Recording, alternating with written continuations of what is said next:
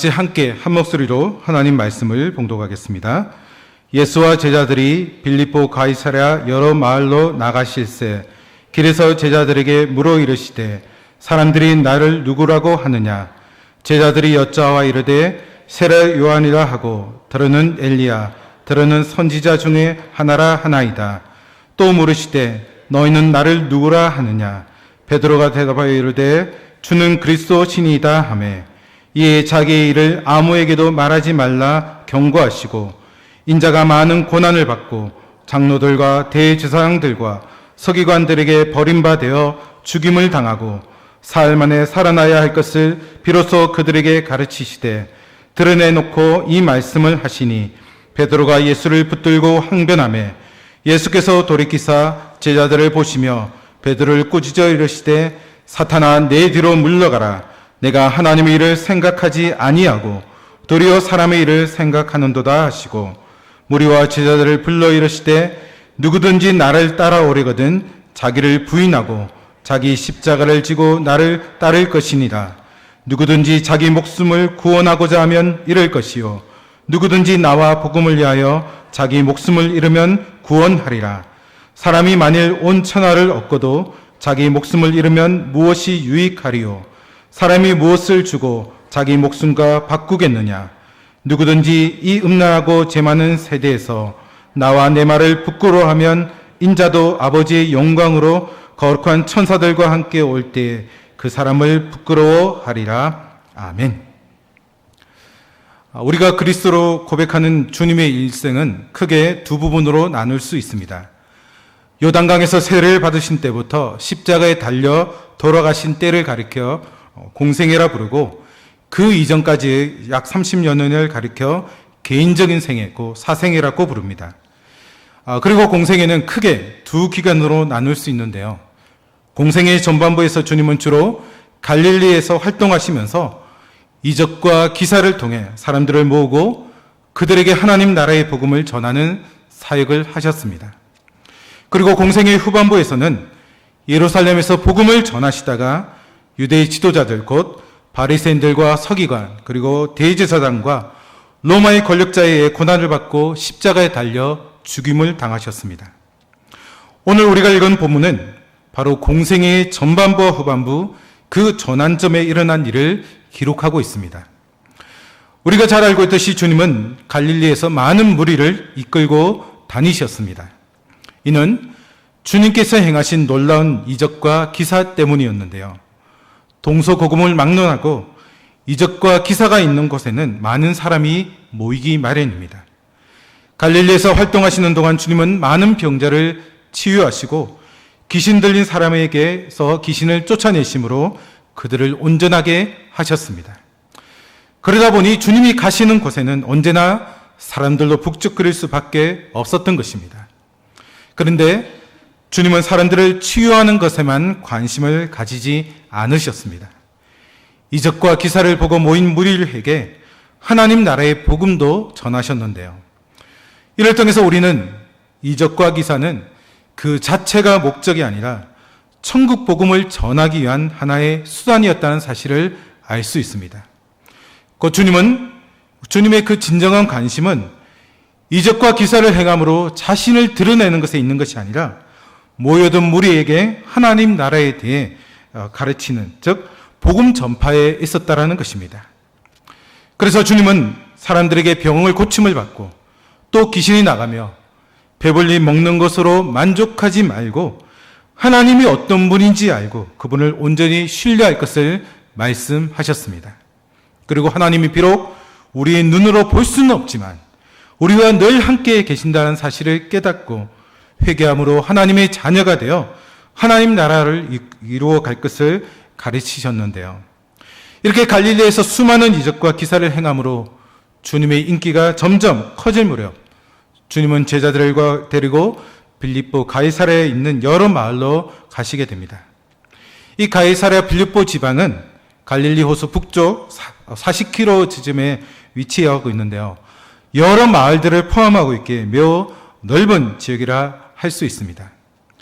분봉왕 헤롯 빌립이 기존의 도시들을 더욱 확장시켜 자신의 이름 빌립과 그리고 그 당시 로마 황제의 이름이었던 티베리오스 카이사라의 이름을 합쳐서 가이사랴 빌립보라고 명명하였습니다. 지역이 넓은 곳이다 보니 그곳은 아직 주님에 대한 소문이 미치지 않은 곳이었습니다.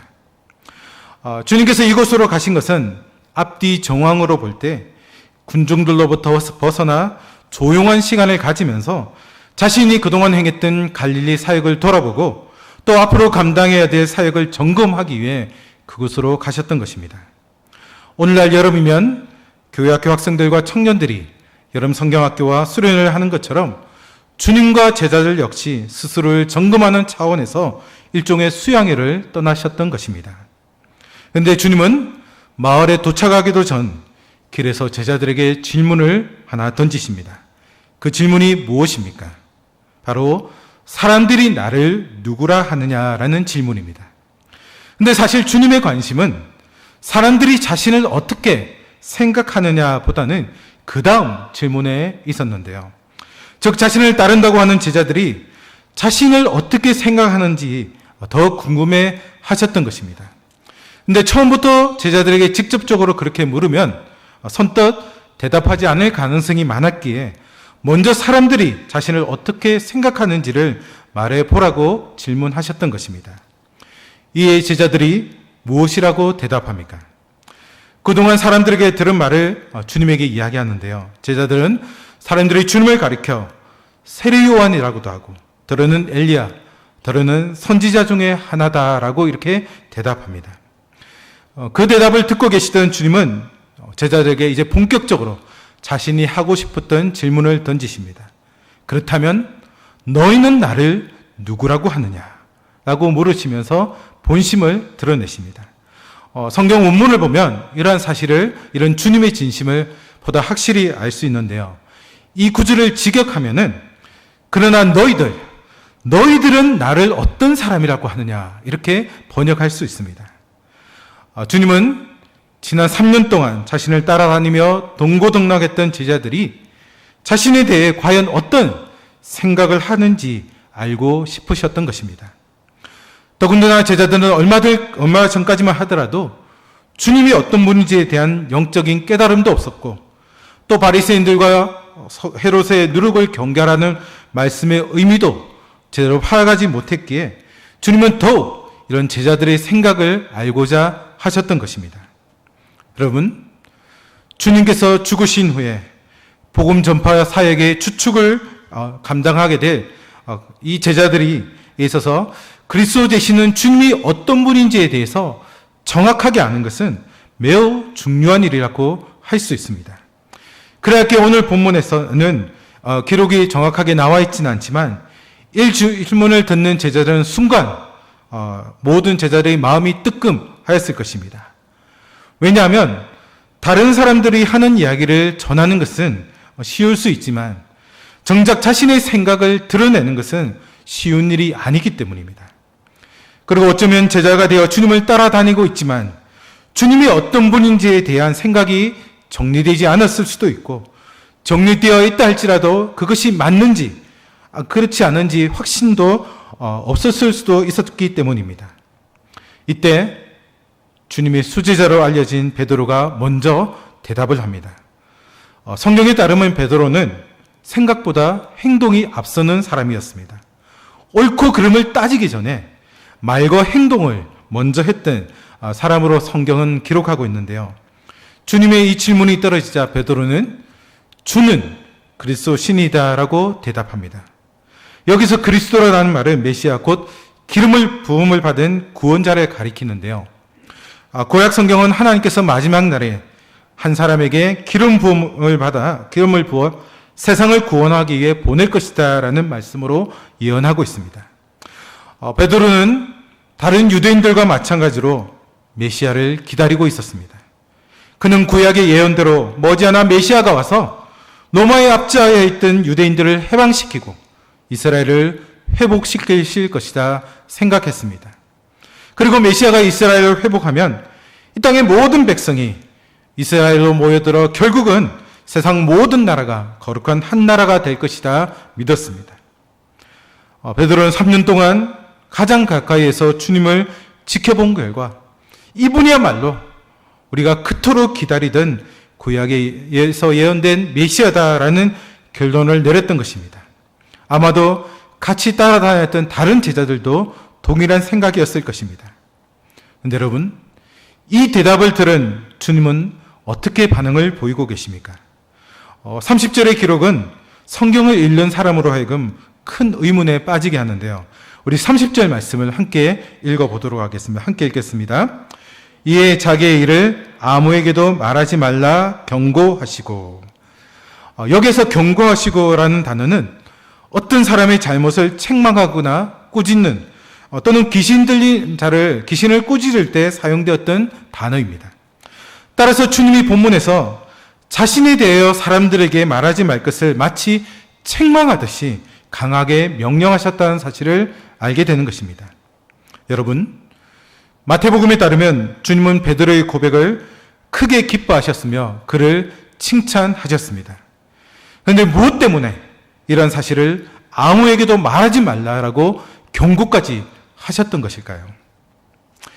이는 제자들이 비록 자신에 대해 올바른 신앙 고백을 하였지만 그럼에도 불구하고 그들의 메시아간에는 여전히 불완전한 사실을 잘 알고 계셨기 때문입니다.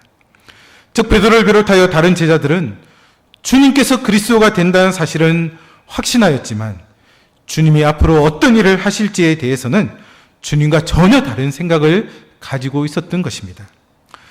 앞서 언급하였지만 제자들은 다른 유대인들과 마찬가지로 그리스도가 오시면 로마 정부로부터 유대인들을 해방시키고 그 어느 나라도 넘볼 수 없는 강성대국으로 이스라엘을 회복시키실 것이다 생각했습니다.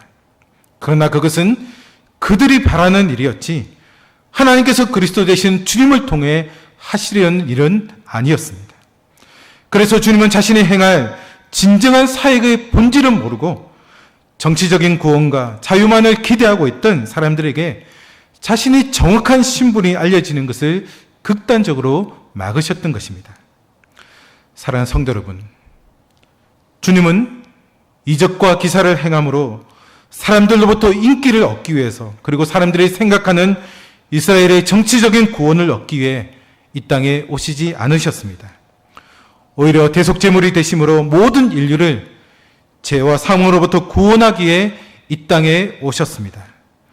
만일 우리가 주님이 어떤 분이며 무슨 일 위해 이 땅에 오셨는지 정확하게 알지 못한다면 우리 역시도 본문에 나오는 제자들과 또 당시의 유대인들과 같이 잘못된 생각을 품고 주님을 따를 수도 있게 되는 것입니다. 바라기는 주님께서 너희는 나를 누구라 하느냐라고 물으실 때 주는 그리스도이시니다라는 베드로의 고백이 우리의 삶을 통해 드려지는 진정한 고백이 되어서 주님을 바르게 믿고 쫓아가는 참된 제자들이 다 될 수 있기를 간절히 소망합니다. 계속해서 주님은 제자들에게 자신의 일, 곧 자신이 온 인류를 구원하기 위해 이 땅에 온 그리스도라는 사실을 아무에게도 말하지 말라라고 경고하신 후에 비로소 자신이 고난받게 될 것을 제자들에게 처음으로 가르치십니다.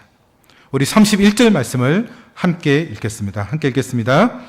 인자가 많은 고난을 받고 장로들과 대제사장들과 서기관들에게 버림받아 죽임을 당하고 사흘 만에 살아나야 할 것을 비로소 그들에게 가르치시되, 주님께서는 베드로의 고백 후 자신이 무엇을 위해 이 땅에 오셨는지를 처음으로 말씀하셨습니다.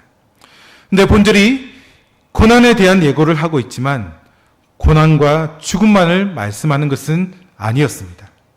곧 고난과 죽음 이후에 필연적으로 부활이 뒤따를 것을 까지도 말씀을 하셨는데요. 따라서 제자들은 고난에 대한 예고에 집중하기보다는 그 이후 다시 살아나게 될 것이라는 부활의 메시지 속에서 정말 죄와 죽음의 권세를 물리치고 승리하실 그 주님에 대해 바라보며 그 기쁨과 희망을 발견해야만 했습니다. 하지만 그들은 그렇게 하지 못했습니다. 그래서 그들이 어떤 반응을 보이고 있습니까? 주님께서 드러내고 자신이 고난받고 죽게 될 것을 말씀하시자 말과 행동에 앞서는 베드로가 다시 한번 등장해서는 주님을 붙들고 항변했다라고 32절 하반절은 기록하고 있습니다. 같은 내용을 기록하고 있는 마태복음 16장 22절을 보면 이렇게 기록하고 있는데요. 베드로가 주를 붙들고 항변하여 이르되 주여 그리 마옵소서 일이 결코 주께 미치지 아니하리이다 라고 구체적으로 언급하고 있습니다. 여기서 항변한다라는 말은 책망하다, 꾸짖다라는 말입니다. 여러분, 베드로는 능력 많으신 주님께서 고난을 받으시고 죽임을 당하신다는 말씀을 받아들일 수가 없었습니다. 아니, 그에게 그리스도 되시는 주님의 죽음은 상상조차 할 수 없는 일이었습니다.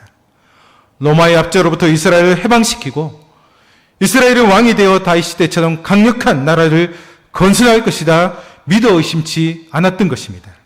그리고 그렇게 될 때 힘들게 주님을 따라다녔던 모든 것을 보상받으리라 생각했는데 이 모든 것이 허사가 된다라고 생각하니 견딜 수가 없었던 것입니다. 그래서 베드로가 어떻게 했습니까? 주님을 붙들고 꾸짖기 시작합니다. 그리고 책망합니다. 그런데 이러한 모습은 여러분, 뭔가 잘못되어도 한참 잘못된 모습입니다. 스승은 주님이시고 제자는 베드로입니다. 스승이 제자를 꾸짖는 일은 있을 수 있어도 제자가 스승을 꾸짖는 일은 있을 수도 없는 일인 것입니다.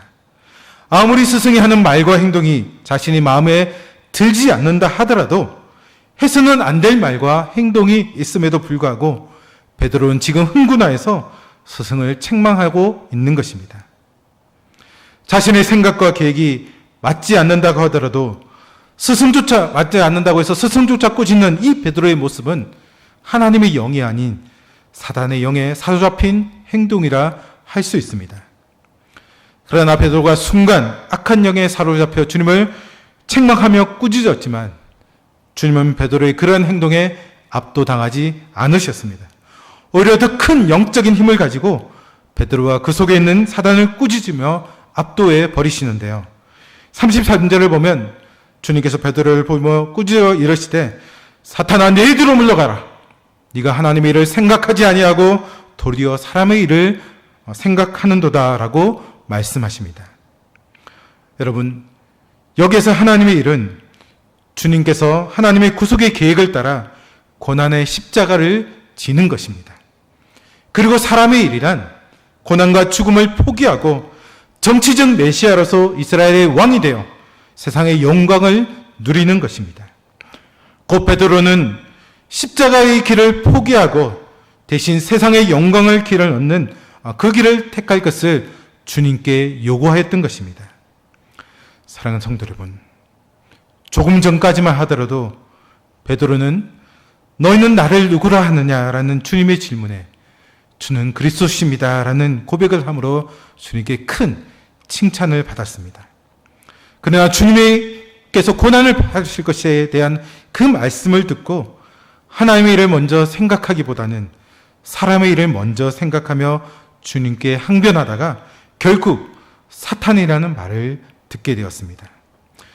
이처럼 참된 제자의 삶을 살아가고자 할 때 가장 큰 걸림돌이 되는 것은 바로 자신의 생각입니다. 자신의 생각이 여전히 강하게 남아있다면 참된 제자의 길을 걸어가는 것은 불가능합니다. 이럴 적에 우리가 진정으로 주님을 따르는 참된 제자가 되기를 원한다고 한다면 자신의 생각을 내려놓는 것이 가장 먼저 선행되어야 하는 사실을 다시 한번 우리가 깨닫게 되는데요. 자신의 생각을 가장 먼저 내려놓지 않고 계속해서 그 생각을 고집한다면 입술로는 주님을 그리스도로 고백한다 하더라도 자신의 생각이 언젠가 하나님을 대적하는 자리로 인도하게 된다는 사실을 우리는 단 한순간도 잊어서는 안 될 것입니다. 그리고 이를 너무나도 잘 알고 계시던 주님은 이 베드로의 대화를 끝난 후에 무리와 제자를 불러 자신을 진정으로 따르는 그런 제자가 되기를 원한다면 어떻게 해야 하는지를 말씀하시는데요. 우리 34절 말씀을 함께 읽겠습니다. 무리와 제자들을 불러 이르시되 누구든지 나를 따라오려거든 자기를 부인하고 자기 십자가를 지고 나를 따를 것이니라. 아멘. 주님은 자신을 따르는 진정한 제자가 되기 위해서는 먼저 자기를 부인해야 된다라고 말씀합니다. 이 말씀은 자신 안에 있는 의지와 뜻을 부인할 뿐만 아니라 그 어떤 욕구와 유혹도 단호히 물리치는 적극적인 행동을 우리에게 요구하는 말씀입니다. 뿐만 아니라 이 말씀은 자신의 생각을 다 내놓고 오직 주님의 뜻만을 따르는 것을 의미하는데요. 그런데 사실 매 순간마다 이렇게 사는 것은 결코 쉬운 일이 아닙니다. 여러분, 우리 오늘 본문에 등장하는 베드로와 또 제자들보다 더 낫다라고 자신 있게 말할 수 있습니까? 결코 그렇게 말할 수 없습니다. 따라서 우리는 혼자만의 힘으로 이것이 불가능하다는 사실을 분명히 깨닫고 오직 성령 하나님만을 의지해야 합니다. 성령 하나님이 우리 안에 충만하게 임재할 때 우리는 우리의 생각과 의지를 다 내려놓고 즉 자신을 부인함으로 주님을 온전히 따라갈 수 있게 되는 것입니다. 그리고 주님은 자신을 따라오기 위해서는 자기 십자가를 져야 한다라고 말씀합니다. 당시 사람들에게 있어서 십자가는 고난과 희생 그리고 죽음을 상징하는 것이었습니다. 따라서 십자가를 진다라는 것은 주님을 따름으로 겪게 되는 온갖 고난뿐만 아니라 심지어 죽음까지로 각오하는 헌신된 마음으로 삶을 사는 것을 의미하는데요. 특히 본절에서는 이 말씀을 명령형으로 사용해서 더 지체하지 말고 지금 당장 능동적으로 자신에게 주어진 그 사명을 위해 희생을 감수할 것을 요구하는 것입니다. 그러면서 주님은 35절에서 구원의 역설적 진리를 선포하고 계신데요. 우리 35절 말씀을 함께 읽도록 하겠습니다. 함께 읽겠습니다. 누구든지 자기 목숨을 구원하고자 하면 잃을 것이요 누구든지 나와 복음을 위하여 자기 목숨을 잃으면 구원하리라. 아멘. 여러분, 이 말씀을 읽으면 혹시 생각나는 인물이 있으십니까? 네, 정답을 말씀하셨는데요. 임진왜란 당시 외국의 침략을 받고 풍전등화의 위기에 있던 조선을 위해 목숨을 바쳤던 이순신 장군이 아마 생각나실 것입니다. 이순신 장군이 했던 유명한 말이 있죠. 어떤 말입니까? 네, 화면 한번 띄워주시겠어요? 네, 읽을 수 있겠습니까? 네, 생즉사, 사즉생. 네, 뜻을 알고 계시겠지만 살고자 하면 죽을 것이요 죽고자 하면 살 것이다 라는 말씀입니다. 오늘 말씀과 비슷하지만 차이는 있습니다. 즉 주님은 나와 복음을 위하여 자기 목숨을 잃으면 구원을 얻게 될 것이다 라고 말씀하셨지만 이순신 장군은 그 전쟁의 상황에서 죽고자 하는 마음으로 전투에 임하면 살게 될 것이고 전쟁에서 승리하게 될 것이다. 그런 의미로 이 이야기를 하셨던 것으로 알고 있습니다. 여러분, 베드로는 주님을 그리스도십니다라고 하는 위대한 신앙 고백을 하였지만 그가 생각했던 그리스도가는 고난받는 그리스도가 아니라 영광만을 받는 그리스도였습니다. 그랬기에 자신에게도 임할 고난을 예언하는 주님에 대해 강력하게 반발하였던 것입니다. 그러나 주님은 자신만이 십자가 고난을 당하는 것이 아니라 자신을 따르는 자는 누구나 자기를 부인하고 자기 십자가를 져야 한다라고 말씀하셨습니다. 그리고 35절에 이르러서는 나와 복음을 위하여는 목숨까지로 버릴 것을 요구하고 계신 것입니다. 세상 사람들의 가치관으로 볼 때 목숨보다 소중한 것은 없습니다. 그러나 주님께서는 세상의 가치관을 정면으로 거부하시고 나와 복음에 더 우선적인 가치를 두셨던 것입니다. 사랑하는 성도 여러분, 주님은 하나님의 일보다는 사람의 일을 더 생각하는 베드로를 보시고 사탄이나 칭하시며 크게 책망하셨습니다. 그리고 당신을 따르는 참된 제자가 되기 위해서는 모든 세상적인 것을 버리고 오직 자기를 부인하는 온전한 마음으로 십자가를 지고 그리스도 대신 주님만을 따를 것을 명령하셨습니다. 더 나아가 세상 사람들이 가장 큰 가치를 두는 목숨까지도 나와 복음을 위하여 기꺼이 내어놓기를 요구하고 계십니다.